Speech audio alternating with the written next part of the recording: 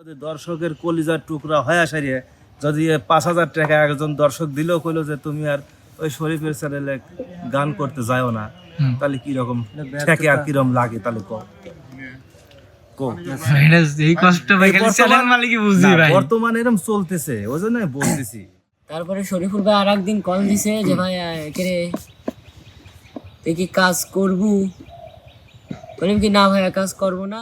আমাকে এভাবে বলা হয়েছে তুমি মাসে কয় টাকা পাও, আমি তোমাকে দেবো, ভারপ্রাপ্ত কাজ করা যাবে না তোমার, এভাবে কিন্তু কথা বলা হয়েছে। আমি তার খালি একটা কথা বলছিলাম, আপনি কয়দিন দিবেন আমাকে। আসসালামু আলাইকুম সুপ্রিয় দর্শক বন্ধুরা, সবাই কেমন আছেন? আশা করি সবাই ভালো আছেন। তো এইখানে হচ্ছে আমাদের কে আছে দাঁড়ান, হচ্ছে আমাদের কাউসার ভাই। ভাই আসসালামু আলাইকুম। ভাই ওয়ালাইকুম আসসালাম। ভালো আছেন? ইমন ভাই আসসালামু আলাইকুম। ওয়ালাইকুম আসসালাম। কেমন আছেন ভাই? আলহামদুলিল্লাহ ভালো আছি। আচ্ছা, ভালো আছেন না? খবর তাহলে খবর? ভাই আমরা তো সবসময় ভালোই থাকি। হ্যাঁ আমি আছি, স্টার্টতেছি। হ্যাঁ, তে এই যে আমার ভাই, তাই না? ভাই তো অনেকদিন পর এমকে দেওয়া যাচ্ছে। ভাই নাকি মুস আছে, দাদি হচ্ছে, তার মানে ভাই। ভাই ঠিক আছে। তো আমার ভাই হচ্ছে দীর্ঘ কিছুদিন নয় ভাই, দীর্ঘ অনেক দিন। হ্যাঁ, মানে দীর্ঘ অনেক দিন আমাদের এমকে তে আসে না, শুধু এমকে দেয় না, কারোর চ্যানেলে কাজ করি। কিংবা শিডিউল দেওয়া হয় তাকে। তোমাকে তো প্রত্যেক শিডিউলে বলা হয়, তাই না ভাই? হ্যাঁ, একটা শিডিউলে বলা হয়েছিল, আমি বলেছি ভাই আমি কাজ করব। আচ্ছা, তো যাই হোক, মানে এই যে না আসার পিছনে কারণ কিংবা কাদের হাত আছে তোমাকে বলতে এগুলো গিয়ে একটু করেছি বলো। বারণ, না তাহলে বলে ফেলো তোমার না আসার ব্যাকরণ। ওকে, হ্যাঁ ভাই, প্রথম থেকেই কই। হ্যাঁ, হ্যাঁ, একটু ভাঙিয়ে ভাঙিয়ে কও যাতে আমরা বুঝতে পারি। প্রথম থেকেই শুরু করি। আচ্ছা, তো যখন আমি একটু মনোযোগ দিছি। যখন আমার পরীক্ষা চললো চললো।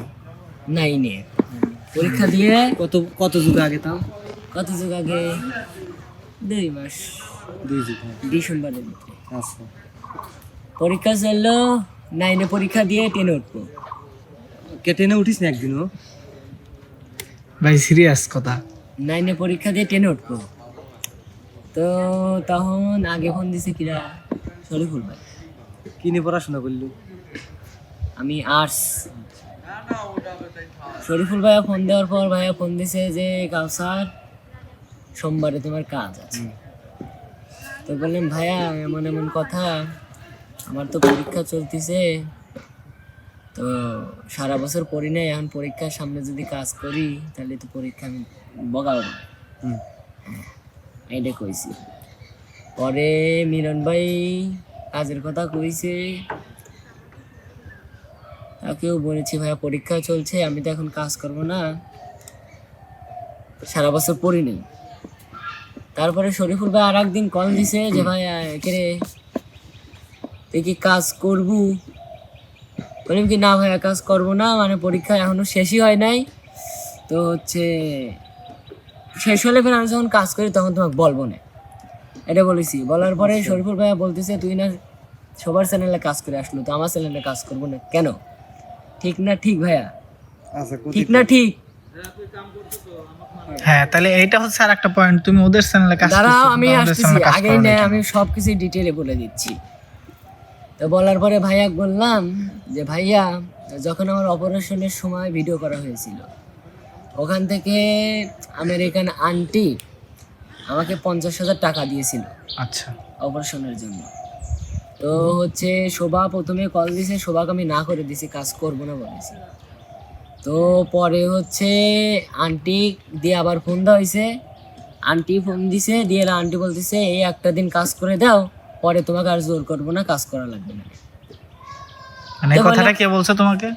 American aunty. আচ্ছা, মানে তো বলার পরে তো বললাম আচ্ছা আন্টি ঠিক আছে আমি কাজ করে দেবো না, আমাকে সকাল সকাল ছুটি দিয়ে দেবো, এটা বলছি। তো শনিবারে তার কাজ করেছি। তো তারপরে বললো, তারপরে শরীফুল ভাইকে বলছি এইটার জন্য কাজ করি না, মানে তিনি আমাকে, শরীফুল ভাইকে বলছি যে আমেরিকান আন্টি আমাকে হচ্ছে বিপদের সময় সাহায্য করেছে, তার কথা রাখার জন্য তিনি আমাকে অতগুলো টাকা দিয়েছিল, সাহায্য করছে, তার কথা রাখার জন্য হচ্ছে আমি হচ্ছে এই দিনটায় কাজ করে দিচ্ছি, এইটুকুই। আর কিছু প্রশ্ন? আর কিছু শুনবে নাকি? তারপরে একটা গান। তো ভাই কথা হচ্ছে কি, মনে করো যে এর মধ্যে হ্যাঁ তোমাকে এমন কোনো হুমকি এসেছে, মানে হচ্ছে যে ওই চ্যানেলে কাজ করা যাবে না কিংবা কাজের বিষয়ে কোনো হুমকি টুমকি নো, আসছে না? আমাকে কেউ হুমকি দেয় না যে ওই চ্যানেলে কাজ করা যাবে না, তুই কাজ করিস না, তো আমার বাড়ি এপার আমার বাড়ি ওপার, এনে থাকলে তোকে এই তৈরি দেবো, অনেক কাজ করলে তোকে ওই তৈরি দেবো। এটা আমার নিজের ব্যক্তিগত বিষয় ভাইয়া। জলেই সুকলি রোজা রইছি, রোজা থেকে মিথ্যা কথা আমি তো কই না। হ্যাঁ ওইটি বলে দেওয়া উচিত, রোজালে তার মানে অবশ্যই। মিথ্যে কথা বলবে না, যা করছে গাদার মন থেকে অবশ্যই। করছে। কেউ হুমকি দেয় না, আমি নিজে ইচ্ছাই কাজ করি নাই। আমার পরিবার থেকেও বলে দিয়েছিল যে কথা কি পরীক্ষার কাউসার? ভিতর কাজ করা যাবে না, না। আমি কই এই মিডিয়াতে আমরা কাজ করি, এমন সময় আছে হয়তো একজনে কেউ হেল্প করতেছে, বেশি পরিমাণে হেল্প করলে সে একটা কথা বলে সে শোনে।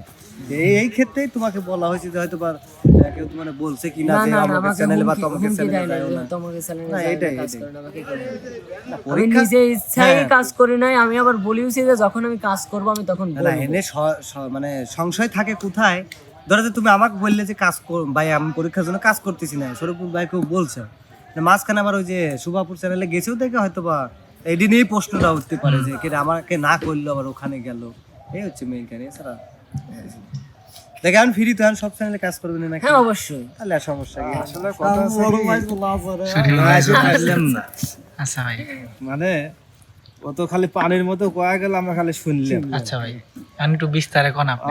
আমি ফোন দিছি যে কাজের কি অবস্থা, কাজ করে, তাহলে আমার ভাইকে বলা লাগবে যে ভাই আমার পরীক্ষা আছে, আমি পরীক্ষার পরে কাজ করব। আমি তোমাকে বলি স্টপ, আমি পরীক্ষার পরে কাজ করব।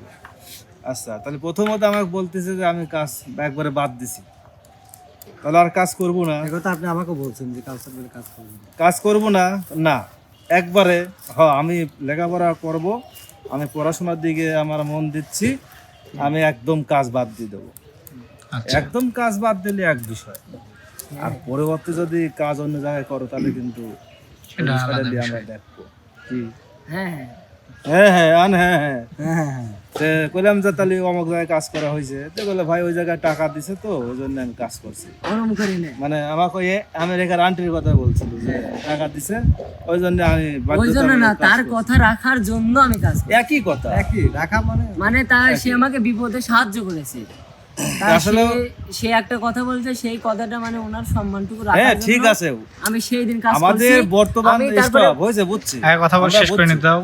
আর আমাদের সমস্যা হচ্ছে এইটা, যারা আমরা চ্যালেঞ্জ চালাচ্ছি হ্যাঁ প্রত্যেকটা শিল্পী প্রত্যেকটা প্রবাসীর কাছে ধরা হ্যাঁ হুম, কোথাকে বুঝছাও, ওই মনে 5,000 দিল, বললো যে বারবার তুমি আমাকে যাও না, হুম, এটাই হচ্ছে সমস্যা। আমাকে দিল 5,000, করলো যে এমকে বাজারে নিষেধ, নিষেধ। আমি করলাম আমাকে তীর মারলেও আমি আর যাবো না।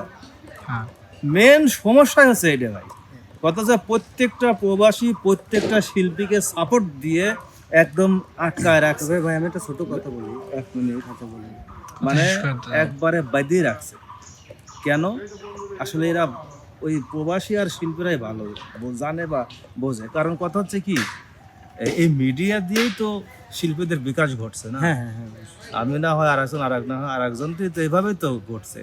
আমরা যদি ভিডিও তৈরি না করতাম, হ্যাঁ শিল্পীরও প্রাধান্য আছে, আমি ওটা বলতেছি না যে শিল্পী এ ভালো গায়, যদি একে যদি এই তুমি এই মোবাইল দিয়ে বা ক্যামেরা দিয়ে ধারণ যদি না করে যদি মানুষের কাছে বিকাশ না ঘটাও, আমরা যদি প্রকাশ না করি, প্রকাশে আসবে না। ইমনে কেউ চিনবে না। হুম, ইমন আমাদের ফরিদপুর হচ্ছে সঙ্গীত একাডেমির একটা ছাত্র। ইমন যখন ছোট, আমি সঙ্গীত একাডেমিতে যাইতাম, একটা হ্যাংলা পাতলা ছেলে, ভালো গাইতো। ছোট প্যানে একটু প্যান করে দিয়েছে। মনির, বিপ্লব, এরা সঙ্গীত একাডেমির ছাত্র। আমরা যখন গেছি মনির হাফ প্যান্ট পরে থাকতো, হাফ প্যান্ট, বিপ্লব। তাহলে ওই ওই জায়গা থেকে ইমন কিন্তু শিল্পী, মাঝখান থেকে ইমন হারায় গেছে একদম। মানে আমি media ইমনের কোনো ভূমিকাই নাই। আমি আশা করি এটা বাস্তবতা, ইমন ভালো গায়, এটা কিন্তু বাস্তব। হুম, তাহলে যখন ইমন নাই, আমি এর কথা আমার মনেও নাই। তো আজাদ নামের একটা ছেলে আমার খুব সম্মান করে আসে, আমি বলতেছে ভাই এই কথা, আমাদের ওখানে একটা ছেলে আছে নাম ইমন। বললাম হ্যাঁ ইমনের তো আমি চিনি, সঙ্গীত একাডেমিতে আমি দেখছি। বছর দুয়েক আগে যখন আমি প্রথম ঢোক প্রথম ঢোকে তো ইমনে নিয়ে আসলো, ইমনে একটা ভিডিও করে সারি আপলোড করলাম, তারপর তো দর্শক ইমনে চিনছে। হুম হুম হুম, হ্যাঁ চেনে নাই? হ্যাঁ তাই তো। তার আগে কিন্তু আগে চিনছিল কি? না না, এদিক চিনতে দিয়ে পারে। অবশ্যই তার আগে জানানোর অবদান আছে। জাকি ভাইয়ের ওখানে গাইছে, ঠিক আছে, 5 বছর আগে মানুষ ভুলে গেছে। তাহলে নতুন করে আমি ওকে আবার তুলে ধরলাম। তাহলে আমার চ্যানেলের মাধ্যম দিয়ে তুলে ধরার পরে ইমন এক মানুষ জানে চেনে যে ইমন নামের একটা ছেলে আছে ভালো গায়, তাহলে কি হইলো, একটা চ্যানেলের মাধ্যম দিয়ে হইলো। And ইমন যদি এই হঠাৎ করে আসি সারিয়ে দর্শকের প্রাণের মধ্যে ঢুকিয়ে সারিয়ে যদি দর্শকের কলিজার টুকরা হয়ে সারিয়ে যদি 5,000 টাকা একজন দর্শক দিলেও কইলো যে তুমি আর ওই শরীফের চ্যানেলে গান করতে যাও না, তাহলে কিরকম ঠেকে আর কিরকম লাগে, তাহলে কো এই কষ্ট ভাই খালি চ্যানেল মালিকই বুঝি ভাই। বর্তমানে এরকম চলতেছে, ওই জন্য আমি বলতেছি যে আসলে এটাই চলতেছে। আচ্ছা তাহলে আপনার কথা শেষ হয়েছে? হ্যাঁ? শেষ হয়েছে, দুটি কথা বলি। আচ্ছা কো ভাই যে কথাটা বললো যে চ্যানেল মালিক করে দিয়ে বিকাশ ঘটার পরে আইছিল কিছু কিছু দর্শকের কাছে ধরা দেওয়া, ভাই এরকম প্রস্তাব কিন্তু আমার আসছে। কেমন প্রস্তাব আমি হয়তো বলতেছি, আপনি বুঝে নিন সে কি হইতে পারে। আমাকে এভাবে বলা হয়েছে তুমি মাসে কয় টাকা পাও, আমি তোমাকে দেবো, ভারপ্রাপ্ত কাজ করা যাবে না তোমার, এভাবে কিন্তু কথা বলা হয়েছে। আমি তার খালি একটা কথা বলছিলাম, আপনি কয় দিন দিবেন আমাকে? 1 মাস 2 মাস 3 মাস বড় জোর 5 মাস, তারপরে আমাকে আমি কি করব? কারণ আমি মানে ওই জিনিসটা নিজের মধ্যে বুঝ নেই যে আমি যদি আজকে একজনের থেকে 10,000 20,000 নিয়ে হয়তো বা কাজ করলাম না, আমার তো কাজ করে খাইতে হবে যতদিন মিডিয়া থাকে। আজকে যদি আমি চ্যানেল মালিকের সাথে শত্রুতায় করি নাই, যদি কাজ না করি, আজকে আমার যে দিল 2 দিন পরে তো নাও দিতে পারে, তখন আমি কোন দেবো? বুঝলেন বিষয়? তা আমি চিন্তা করতাম যে না, আপনার যদি ভালো লাগে, ভালোবাসে থাকেন, আপনি মন খুশি দিলে দিবেন, না দিলে আমার আফসোস নাই, কিন্তু আমি সবার সাথে মিলেমিশে কাজ করবো। আমার নিয়ত ছিল এইরকম, নাহলে বের হয়তো আমিও 2-1 চ্যানেল থেকে ছুটি যাইতাম, হয়তো বা পাইতাম সাইড সুইট থেকে, কিন্তু ওই নিয়তটা আমার হয় না। সুযোগ আমি এইভাবে কথা বলছি যে আপনি হয়তো 1 মাস 2 মাস দিবেন, পরবর্তীতে আমি কীভাবে চলবো। এই বিষয়টা দেওয়ার পরে আমি কাজ করতেছি সবার সাথে মিলেমিশে।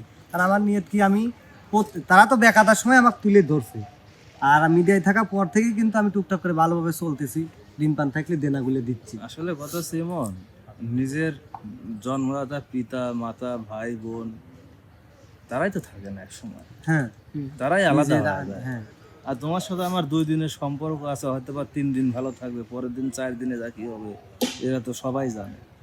কারণ আমার মনে হয় পৃথিবীর বুকে যত ফ্যামিলি আছে, যারা যত মানুষ আছে, দেখো আজকে আমরা 4 ভাই, কতটা বুঝো। আমি নিজে দিয়ে বলতেছি, আগে তো এই 4 ভাই একসাথে তো ভাত খাইতাম, এক ঘরে এক পাটি, কতটা বুঝো। পাতিলে রান্না খাইতো, আর আজকে তারা আর কোথায়? আমার যারা বড়, যারা ভাই, কতদিন একসঙ্গে ভাত খাই না আমি নিজেও জানি। তাহলে আপন মায়ের পেটের ভাইয়ের সাথে যদি ভাত না খাইতে পারি, তাহলে আমি অন্যকে দিয়ে আমি ওই সাময়িক ওই যে সম্পর্ক এইটুকু, পরে কেউ থাকে না। তবে হ্যাঁ, কিছু মানুষ আছে নিজের পজিশন নিজেকেই অর্জন করে। ভাই ওই যে মুরব্বীরা একটা কথা বলে না যে আপনের থেকে পর ভালো, পরের থেকে জঙ্গল ভালো, এই কথাটা মানে কিছু কিছু সময় আসলে বাস্তব হয়। যেমন এমনও সময় আছে বিপদে পড়লে নিজের লোকের থেকেও হেল্প পাওয়া যায় না, অথচ দেখা যাচ্ছে যে মিডিয়ায় থাকাকালীন কিছু ভাই বিরাদার আছে, বিষয়টা শুনলি পেরে হয়তো তাদের মনে একটা আক্ষেপ কি, আজকে আমি যদি বাইরে চলে যাই, আমারই যার প্রতি টান নাই তার প্রতি টান অর্থ চলে আসবে কেন? আসবে বাইরে গেলে পেরে সবসময় চিনতে হয় আমার দেশের একটা মানুষের সাথে মন বলে কথা বলি, ভাই ওইটা হচ্ছে ভরসা না। তাই সেক্ষেত্রে থেকে রক্তের সম্পর্ক না বা দেখে না, অনেকের পাশে দাঁড়ায়, এজন্য হ্যাঁ তাদের ধন্যবাদ জানাই। কারণ আমরা তো টাকাটা ছায়া নিতে যাই না, তারা ভালোবাসে বিদায় দেয়, ভালোবাসার অর্জনটুকু হয়তো বা কারো মনে জায়গা করে নিয়েছি। 100-500 যাই পারুক, যেটাই পারুক, যার যতটুকু সামর্থ্য দেয়, আলহামদুলিল্লাহ, সমস্যা নেই। তো এই হচ্ছে অবস্থা ভাই। যাই হোক, এখন কেউ যদি নিজের ক্ষতি করে সেটা তো আমি মানা করতে পারি না। আমি ওটাই এখন কথা হচ্ছে যে আমি তোমাকে বললাম ইমন, এই যে 10,000 টাকা নেও হচ্ছে, তুমি হচ্ছে আদিলের সাথে কাজ করো না, ওই এটা কিন্তু সাময়িক 1 দিন 2 দিন। ওই জন্য প্রশ্ন করছি যে কয়দিন দিবেন আপনি? এটাই কিন্তু আমি কিন্তু তোমাকে আজীবন দেবো না। আজীবন কি দেবো? না। তাহলে আজীবন যদি না দেই, তাহলে তোমাকে ওই সময়টা ওই 10,000 টাকার লোভ না করে তোমাকে খাইতে খাও, যে 2 টাকা পাচ্ছ, এইটাই যথেষ্ট, আমি যেটা মনে করি। অবশ্যই মানে ওই যে বিষয়টা হচ্ছে এইরকম যে একজন চাকরি করে 20,000 টাকা প্রতি মাসে স্যালারি পায়।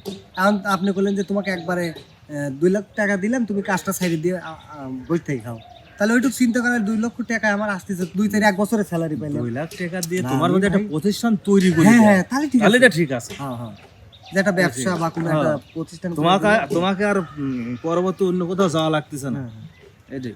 যাই ভাই, টেনশন করে লাভ। তো ভাই হ্যাঁ আসলে সর্বশেষে কি বোঝা গেল ভাই কাউসারের বিষয়টা?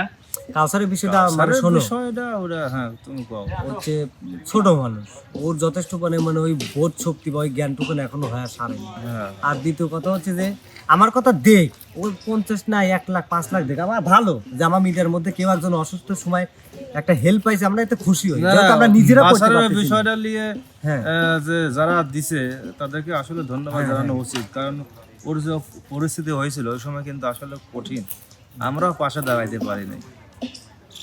তবে যারা দিছে দর্শক, যারা তবে একটা কথাই কি, আপনারা যদি নাও বলে থাকেন কখনো কাউরে বলবেন না যে অমুকে তমুকে, আপনার সাথে তার শত্রুতা হইতে পারে, এই মানুষটার সাথে তার শত্রুতা নাও থাকতে পারে, বলবেন না কখনো যে তোমাকে আমি টাকা দিছি তুমি আমার কথা রাখার জন্য অমুকের কাছে কাজ করবে না, হ্যাঁ এই কথা বলবেন জিনিসটা না। তাই একটু আপনি লাতি হিসেবে হোক, ভাইস্তে ভাই সন্তান হিসেবে হোক হেল্প করেন, আপনি তার যদি কাজ করে স্বাধীনতা বোধ করে সে কাজ করুক, যার সাথে মন চায় কাজ করুক, আপনি যথেষ্ট পরিমাণে হেল্প করে যাবেন, এতটুকুনি বলুন। হ্যাঁ। তো যাই হোক, আমরা মেলা কথা বলছি, আমরা এখন কাজে চলে যাবো নাকি? আচ্ছা ভাই থাকেন তাহলে, আমি উঠি নাকি? আমরা উঠবো।